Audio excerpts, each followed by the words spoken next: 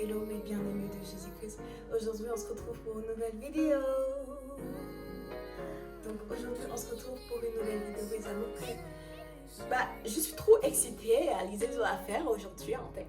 Moi je suis trop contente en tout cas d'être avec vous. Je suis trop contente de vous retrouver en ce jour, en ce soir, en ce matin, si vous regardez le matin, pour une nouvelle vidéo avec moi aujourd'hui. Aujourd'hui, on va continuer dans le sens de la vidéo passée. Et en fait, comme j'ai commencé à parler des femmes, d'être une femme en Christ, non, d'être belle et épanouie en Christ, j'ai décidé de commencer cette petite rubrique en fait, femmes chrétiennes.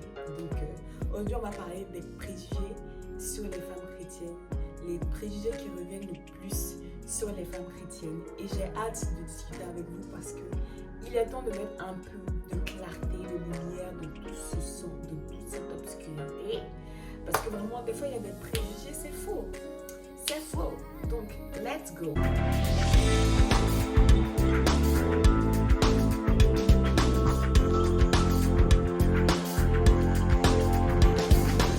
Le premier préjugé que je voudrais citer, mes amours, My Jesus Babies. Déjà, asseyez-vous bien parce qu'on va bien rire ici. Ici, là, on va rire. Aujourd'hui, là, vraiment, ça va faire rire.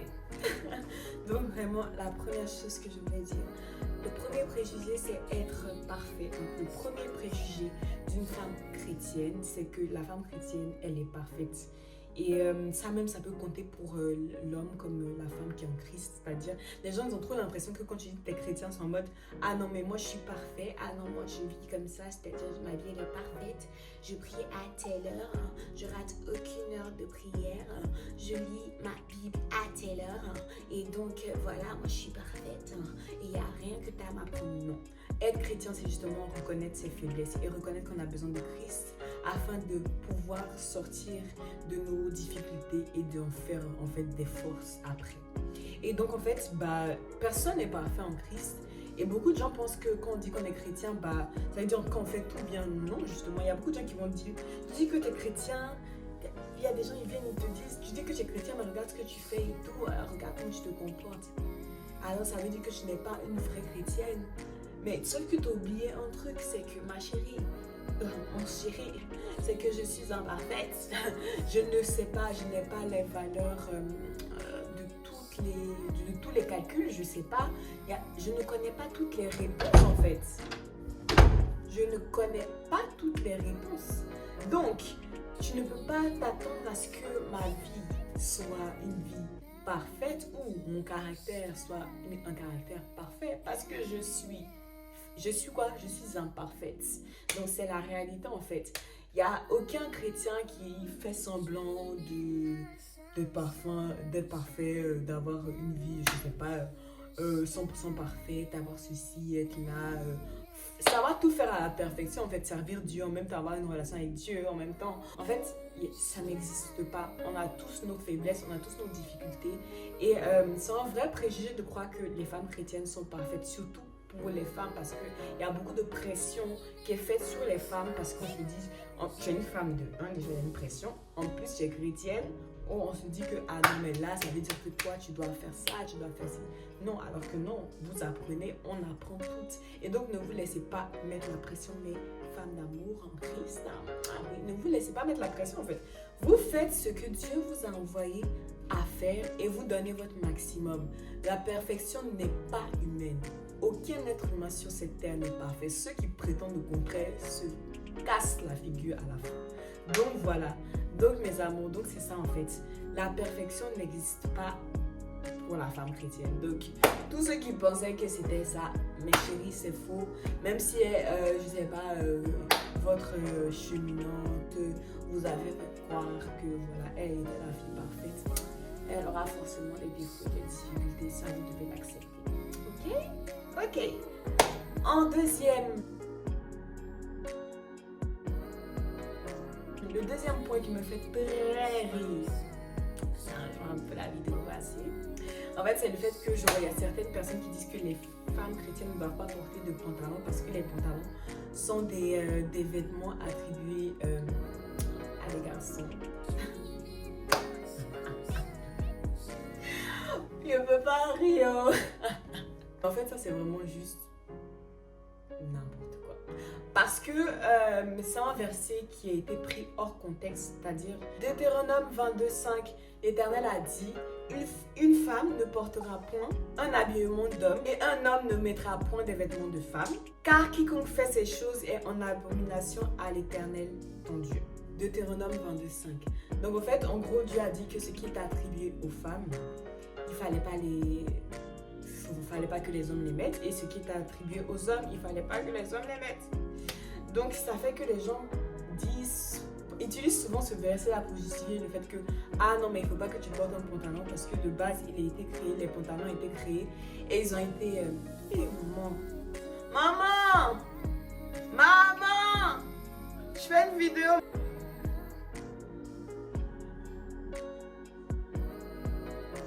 Donc c'était vraiment ça. Donc vraiment c'était ça en fait. Le pantalon a peut-être été créé à la base pour les hommes, mais sauf que en fait le pantalon a été aussi utilisé dans certaines zones du monde, pour les femmes au même moment en fait. Donc le pantalon même de base n'a pas été porté que par un seul sexe. Dans certaines cultures, ça avait déjà été adopté comme des vêtements de femmes. Et donc en fait, l'origine du pantalon n'est pas déjà même c'est pas sûr et certain que de base le pantalon avait été créé fait pour les hommes uniquement, parce que certaines cultures se l'étaient approprié également.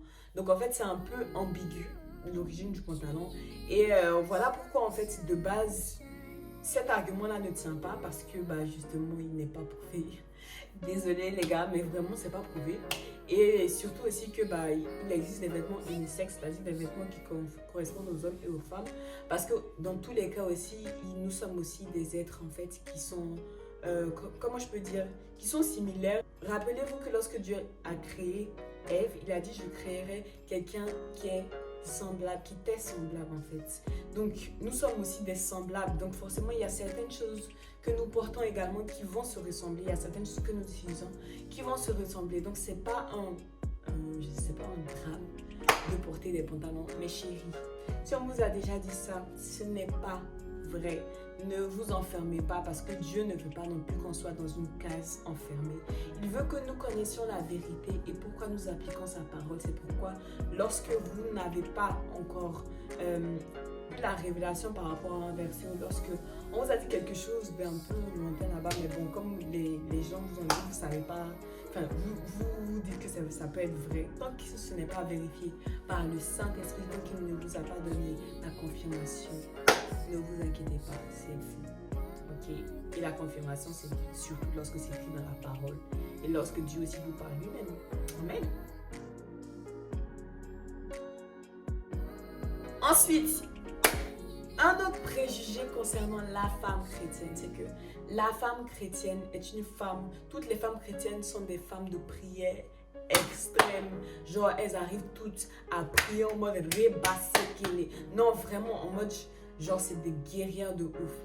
C'est fou. Il y a certaines femmes qui se cherchent encore dans la prière, dans le milieu de la prière, beaucoup même. Et quand on voit une femme chrétienne, on s'attend à ce que la prière, toute une prière repose sur elle. Et la personne qui est en face, en fait, se dit non, mais elle va déjà prier pour moi et tout, moi, je n'ai rien à faire. Vraiment, moi, de toute façon, elle est là pour prier, en fait, alors que non. Sachez que cette femme qui est aussi en face de vous là, des fois peut oublier, des fois peut avoir des problèmes, des fois peut avoir besoin qu'on prie au contraire pour elle, et pas que toujours vous soyez en train de lui demander de prier pour vous. Donc cette femme a aussi des fois, peut-être même qu'elle n'a pas envie de prier. Nous sommes tous humains, il y a des fois aussi elle n'a pas envie de prier, et il y a aussi certaines femmes qui même n'ont pas cette base de prière, qui n'ont pas encore atteint ce niveau de prière, cette guerre dans le combat spirituel, parce que ce sont encore des femmes en fait qui sont en train d'apprendre les principes et des bases. Donc vous ne pouvez pas partir du point que tout le monde, toutes les femmes là savent forcément prier à partir du moment où elles disent qu'elles sont chrétiennes. Et si vous voyez dans la vérité, si vous voyez le visage des gens lorsqu'ils voient certaines femmes qui ne sont pas encore à fond dans la prière et qui disent qu'elles sont des chrétiennes, ils sont totalement choqués alors que par rapport aux hommes, ils ne sont pas aussi choqués alors que ça c'est un problème en fait. Donc ça c'est vraiment un vrai problème. C'est pas parce que tu es un homme que tu dois moins savoir prier et c'est normal. Le meilleur, c'est que les deux soient vraiment équilibrés, soient complémentaires pour que chacun puisse, lorsque une personne ne va pas ou bien lorsqu'une personne n'arrive pas à faire quelque chose, puisse vraiment aider son ami. Amen. Donc voilà, c'était ça aussi que je voulais dire parce que les gens, vous aimez tout ça. La quatrième chose, c'est que la femme chrétienne, le quatrième préjugé, c'est que la femme chrétienne aime trop. Ah non, mais ça en fait, ça me fait trop rire. Le quatrième préjugé, c'est que la femme chrétienne, c'est toujours une femme qui parle pas, qui dit rien. Moi, je vais vous dire quelque chose. En Christ, là, il y a plusieurs personnalités. C'est pas parce que tu es en Christ que en fait, ta personnalité sera exactement celle que les autres ont. C'est pas parce qu'une personne décide ou bien ne parle pas énormément, ne s'exprime pas énormément, cette femme-là décide de ne pas parler énormément, que la fille qui, elle, parle, qui est plus en mode elle va parler, elle va dire beaucoup de choses parce qu'elle est en Christ, est moins, on va dire, moins bien. Parce qu'en fait, dans les deux cas, chacun a une personnalité aussi, chacun a son caractère, chacun a une manière de gérer qui est propre à elle-même. Comme la parole le déclare, il y a une diversité de ministères, mais le même Seigneur, ça veut dire qu'il y a des différences. Mais au final, c'est le même Seigneur qu'on sert. Et chacun aussi sait comment gérer sa manière de parler, chacun sait comment gérer sa manière de s'exprimer, chacun sait comment faire passer un message en fait. Et cette manière-là n'est pas mieux que l'autre. En fait, c'est juste une différence. Donc, ce n'est pas toutes les femmes chrétiennes. Vous ne pouvez pas vous attendre à ce que toutes les femmes chrétiennes soient en mode elles vont se taire et puis elles vont regarder. Non, certaines femmes font le choix de se taire et de ne rien dire parce que c'est leur moyen, c'est leur façon, en tout cas, de gérer leur vie chrétienne. C'est leur manière qu'elles ont choisi, elles. Mais les autres, elles vont choisir de parler, de s'exprimer parce qu'elles aussi, elles se sentent bien dans ce cas-là. Elles se sentent bien dans cette manière de prier, dans cette manière de parler, dans cette manière de vivre. Donc, vraiment, c'est ça en fait. Ça dépend vraiment de la fille et ne vous attendez pas à ce que toutes les femmes chrétiennes soient en mode silence. Et c'est vraiment un gros, je dis bien un gros problème de penser que parce qu'elle est chrétienne, elle va se taire, elle doit se taire, elle doit un truc. C'est pas un objet en fait, c'est une personne, c'est un être humain. Donc elle fait ce qu'elle connaît là, c'est ce qu'elle fait. Ce qu'elle ne connaît pas, elle ne fait pas. Voilà. Donc vraiment, ça, moi je trouve que c'est vraiment, c'est même pas justifié par un verset même de... En fait, genre, il n'y a rien qui nous dit que parce que tu es chrétienne, tu dois te taire. On dit que tu dois être sage.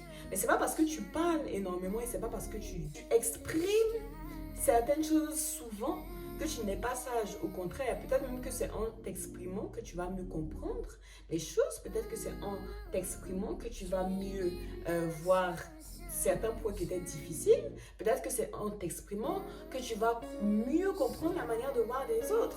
Tu ne sais pas ce que cette fille-là, comment elle gère sa manière de faire en Christ. Donc, c'est ça qui est important en fait, voir que c'est pas en se taisant que la fille, elle aura fait quelque chose de bien et qu'elle sera une femme chrétienne. Non, c'est en ayant la sagesse dans les questions qu'elle pose. Parce que tu peux parler, mais qu'est-ce que tu dis quand tu parles?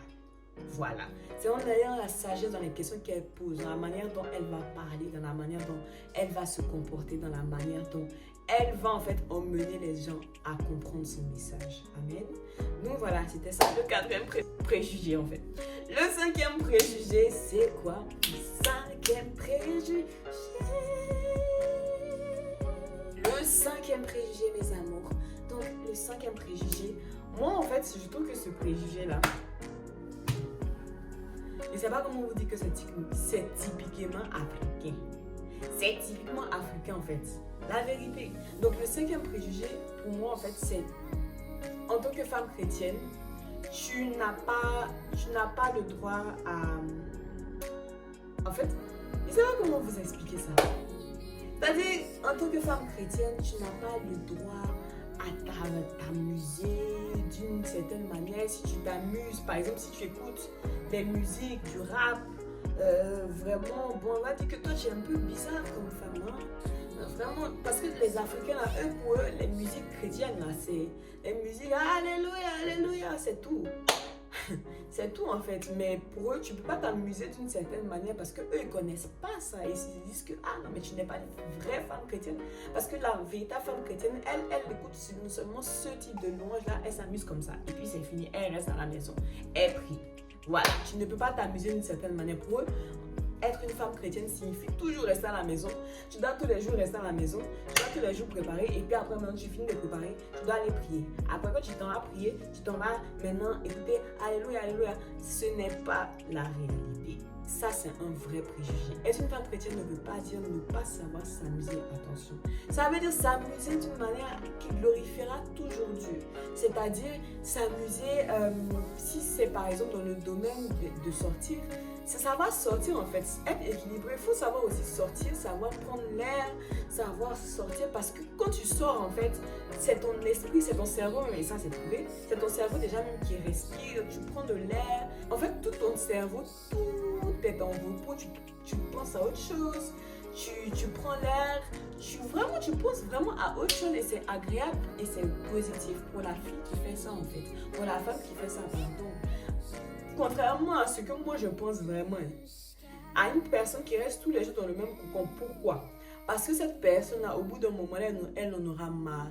Parce que l'être humain a besoin d'alimenter son cerveau aussi avec de nouvelles choses. Donc tu ne peux pas penser que la fille qui va rester tous les jours dans la même chose, la femme qui va rester tous les jours dans la même chose, non sérieux, va s'épanouir en fait. Non.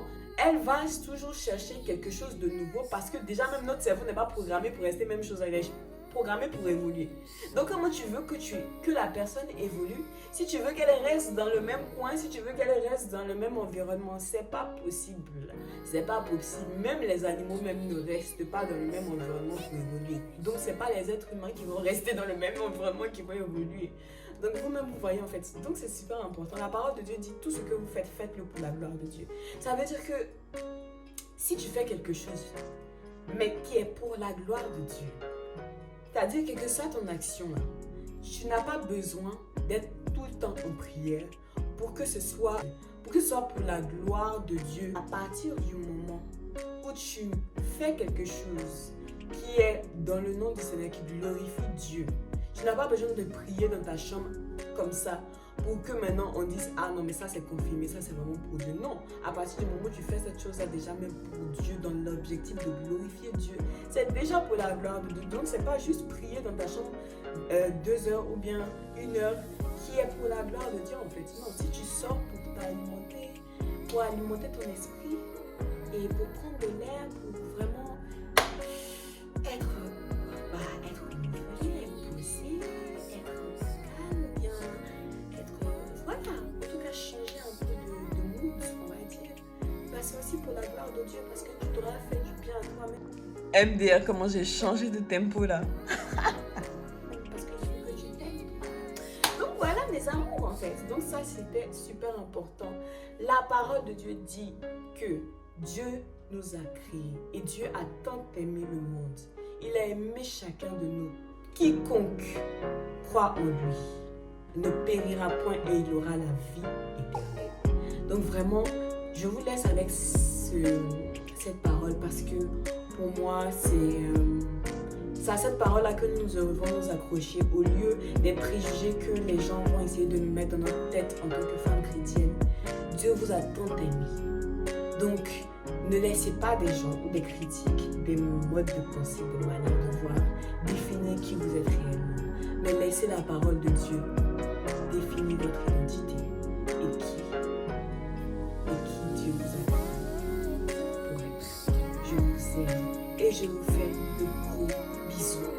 Je vous dis à bientôt et voilà pour une nouvelle vidéo. Et j'espère que cette vidéo vous aura plu. Moi j'ai trop aimé la faire, elle était trop bien et voilà. Je vous fais de gros bisous mes amours et n'oubliez jamais, Jésus